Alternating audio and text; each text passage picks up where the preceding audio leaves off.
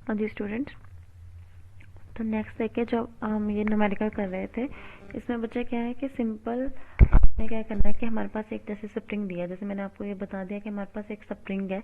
हम उसमें आपको एक हाइट दी हुई है 20 मिलीमीटर। जब 20 मिलीमीटर हाइट होगी तब आपके पास दिया हुआ है कि पोटेंशियल एनर्जी 10 जूल है। ठीक है, उन्होंने बोला कि what will be the potential energy if the extension of spring becomes 30 millimetre.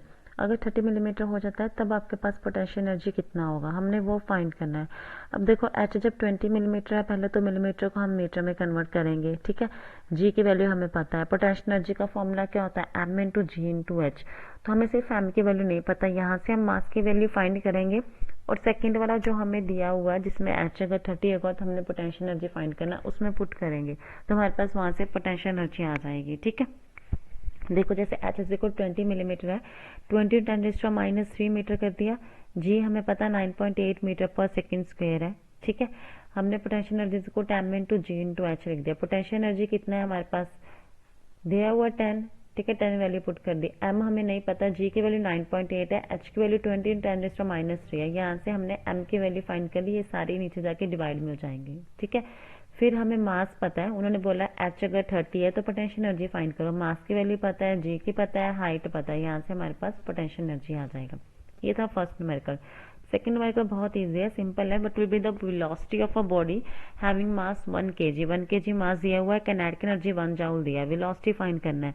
हमें फॉर्मूला पता है काइनेटिक एनर्जी किसके इक्वल होता है, half into m into v square.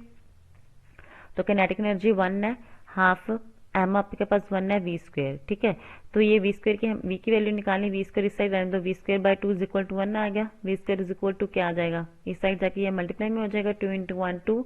We is equal to यहाँ पे ये स्क्वेयर तो दूसरी साइड जाके अंडर रूट बन जाएगा, तो v is equal to under root 2 यहाँ तक भी छोड़ सकता है, ये √2 की वैल्यू होती है, आगे भी फाइंड कर सकते हैं, मीटर पर सेकेंड इट्स यूनिट्स। ठीक है, तो ये जनरल सिर्फ दो क्वेश्चन थे न्यूमेरिकल से, पोटेंशियल एनर्जी का और काइनेटिक एनर्जी का।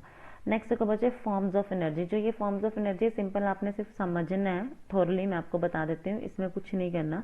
हम इसके बाद नेक्स्ट टॉपिक करेंगे, ये सिर्फ आपने समझना है कि कितने फॉर्म्स ऑफ एनर्जी होते हैं। जैसे एक फॉर्म ऑफ एनर्जी तो हम कर चुके हैं, मैकेनिकल एनर्जी, जिसमें हमारे पास दो टाइप आती हैं, kinetic and potential. where kinetic is the energy when the body is in motion and potential energy is the energy when the body is at some height। ठीक है, तो वो हमने ये दो पार्ट पहले ही कर लिए हैं। ठीक है, यहाँ पे तो ये वाला पार्ट हमारा हो गया। Second is a light energy. Light energy का मतलब क्या होता है बच्चे, जो एनर्जी आपके पास सन से आती है। ठीक है, सेंसेशन ऑफ साइट जिससे हमें मिलती है, मतलब लाइट एनर्जी ऐसी एनर्जी जो नहीं ये सन से ही आती है।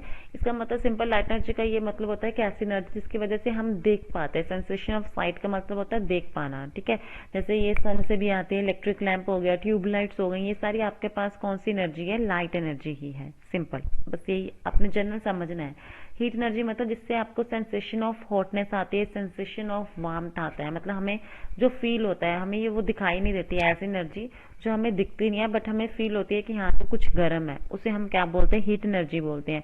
जैसे मान लीजिए कि जैसे बल्ब ही है, ठीक है, बल्ब थोड़ी देर मान लो 2-3 घंटे लगातार चलता रहता है, उसके बाद अगर आप उसे हाथ लगाओ तो वो गर्म होता है, हम बोलते हैं उसमें से कौन सी एनर्जी बाहर आ रही है, हीट एनर्जी बाहर आ रही है।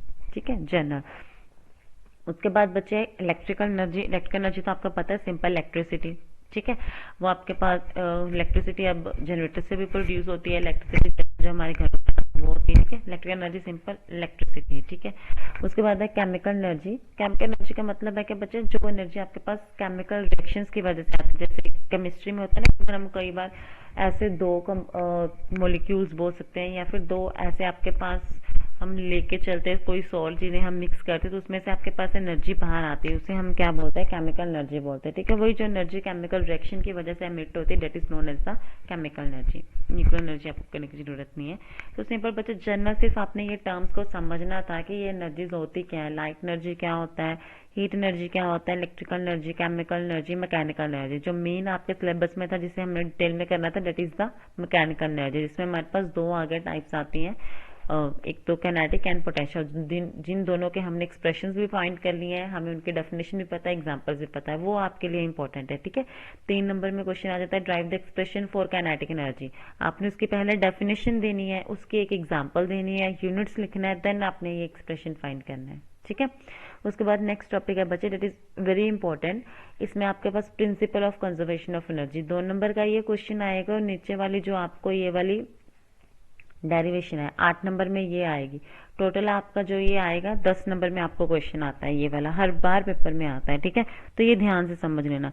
10 नंबर में ये क्वेश्चन आता है, 2 नंबर की आपकी डेफिनेशन होती है और 8 नंबर की आपकी डेरिवेशन होती है, ठीक है। चलिए पहले समझ लो कि डेफिनेशन है क्या ये। Principal of conservation of energy. Principal of conservation of energy, इस टॉपिक से हमें क्या पता चलता है? कंजर्वेशन मतलब होता है कंजर्व होना, सेव करना किसी भी चीज को। हम बोलते हैं ना मनी कंजर्व कर लो। कंजर्व का मतलब भी क्या होता है बच्चे? सेव करो, कि मनी को सेव करो, किसी भी चीज को। कंजर्व द वाटर मतलब वाटर को सेव करके रखो, वेस्ट मत करो, ठीक है। या फिर कोई भी चीज कंजर्व का मतलब सेव करना। एक हम ये भी बोल सकते हैं कि जो आपके पास सेम रहती है चीज, जो आपके पास पहले थी उतनी ही आपके पास, जितनी मात्रा में पहले थी उतनी मात्रा में अभी है, उसे हम बोलते हैं conservation. Principal of conservation of energy का मतलब क्या है कि जो एनर्जी होती है वो कभी भी आपके पास क्रिएट नहीं होती या डिस्ट्रॉय नहीं होती, वो हमेशा एक फॉर्म ऑफ एनर्जी से दूसरी फॉर्म ऑफ एनर्जी में कन्वर्ट होती है। जैसे मान लीजिए अभी हमारे पास मैकेनिकल एनर्जी है, जैसे मान लीजिए जनरेटर है, ठीक है। जनरेटर में हम जैसे डीजल डालते हैं, वो डीजल में कौन सी एनर्जी है? मैकेनिकल एनर्जी है। मैकेनिकल एनर्जी मतलब बच्चे मैनुअल एनर्जी, जो हमारे पास किसी मशीन को चलाने में हेल्प करती है। जैसे डीजल की वजह से आपके पास जो जनरेटर है वो चलता है। अब हम उसमें तो मैकेनिकल एनर्जी डाल रहे हैं डीजल की फॉर्म में, लेकिन वो किस में कन्वर्ट होकर हमें मिल रही है? इलेक्ट्रिसिटी की फॉर्म में मिलती है ना। जो जनरेटर है वो क्या करता है? हमें इलेक्ट्रिसिटी प्रोवाइड करता है। हम जनरेटर में मैकेनिकल एनर्जी डालते हैं, लेकिन हमें मिलता है क्या? Electrical energy. इसका मतलब एनर्जी ना तो डिस्ट्रॉय मतलब खत्म भी नहीं हुई, हमने कहीं से क्रिएट भी नहीं की, वो सिंपल एक फॉर्म से दूसरी फॉर्म में जा रही है। जैसे वो मैकेनिकल एनर्जी से इलेक्ट्रिकल एनर्जी में चलेगी। इसे हम बोलते हैं principle of conservation of energy. मतलब जो एनर्जी है उसे हम क्रिएट भी नहीं कर सकते, बना भी नहीं सकते, हम उसे खत्म भी नहीं कर सकते, वो एक फॉर्म ऑफ एनर्जी से दूसरी फॉर्म ऑफ एनर्जी में कन्वर्ट हो रही है। जैसे मान लीजिए हमने जैसे अभी टाइप्स ऑफ एनर्जी किया था, अगर मैं बल्ब की एग्जांपल लूँ, बल्ब में अब देखो जब वो बल्ब चलता है उसमें कौन सी एनर्जी है? इलेक्ट्रिकल एनर्जी है ना, इलेक्ट्रिसिटी है, तभी वो बल्ब हमें चल रहा है, ऑन है, इलेक्ट्रिकल एनर्जी। अगर आप 1 घंटे बाद या 10 मिनट बाद उस बल्ब को पकड़ो, वो गर्म हो जाता है, इसका मतलब उसमें अब कौन सी एनर्जी प्रोड्यूस हो गई? Heat energy. तो इसका मतलब इलेक्ट्रिकल एनर्जी किस में कन्वर्ट हो रही है? हीट एनर्जी में। एनर्जी खत्म नहीं हो रही, लेकिन वो एक फॉर्म ऑफ एनर्जी से दूसरी फॉर्म ऑफ एनर्जी में कन्वर्ट हो रही है। वो इलेक्ट्रिकल एनर्जी से हीट एनर्जी में आपके पास क्या हो रही है? कन्वर्जन हो रही है। इस प्रिंसिपल को हम बोलते हैं principle of conservation of energy. इसकी डेफिनेशन ही क्या है? According to this principle, energy can neither be created nor be destroyed. Energy को ना तो हम बना सकते हैं ना ही हम डिस्ट्रॉय कर सकते हैं, but it can be converted from one form of energy to another. हम उसे एक फॉर्म ऑफ एनर्जी से दूसरी फॉर्म ऑफ एनर्जी में कन्वर्ट कर सकते हैं, ठीक है। जैसे इन्होंने 3-4 एग्जांपल दी हुई है, बच्चे जरूरी नहीं आपने यही एग्जांपल लिखनी है। जैसे मैंने जो थॉरली आपको बताई है वो एग्जांपल लिख सकते हो। जनरेटर की लिख सकते हो, in which the mechanical energy is use, that is diesel, to rotate the engine and it converts the mechanical energy into electrical energy। एक एग्जाम्पल आप ये दे देना। दूसरी एग्जाम्पल आप ये दे सकते हो, that when the bulb is on then there is electrical energy which is getting converted into heat energy। आप ये दूसरी एग्जाम्पल दे सकते हो, ठीक है। तो वो आपकी मर्जी है, आप कौन सी एग्जाम्पल देना चाहते हो। अगर बुक में वाली देना चाहते हो वो आपकी मर्जी है, अगर थॉरली जो मैंने आपको बता दिया वो भी दे सकते हो, ठीक है। तो जब ये क्वेश्चन आएगा ना, define the principal of conservation of energy, पहले आपने ये डेफिनेशन लिखना है, उसके बाद 2 एग्जाम्पल। उसके बाद आगे वाला क्वेश्चन आता है, drive the conservation of mechanical energy of a free falling body. ये 8 नंबर का क्वेश्चन है, ठीक है। ये मैं आपको नेक्स्ट लेक्चर में करवाऊंगी, अच्छे से ये वाला समझ लेना बच्चे।